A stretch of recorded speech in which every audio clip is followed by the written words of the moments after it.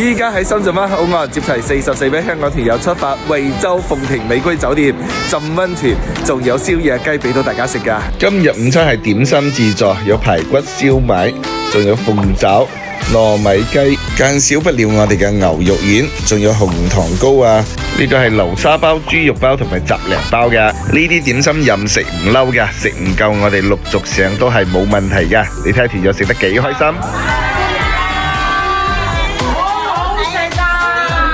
食完飯開車個零鐘到達酒店，酒店全部都係木結構裝修啊，非常之溫馨嘅。晚黑仲有暖氣添，呢度全部都係新裝修嘅房間嚟㗎。晚餐有胡鬚雞、水庫大鯇魚、客家肥豬肉、鹹魚五花肉、蛋角煲，唔知道呢啲家鄉嘅美食啱唔啱你食呢？食飽飯啊，當然嚟到公共浴池呢度浸溫泉。多浸溫泉啊，對我哋晚黑嘅睡眠啊非常之有幫助㗎。仲有免費麻雀啊，免費卡拉 OK 俾我哋打㗎。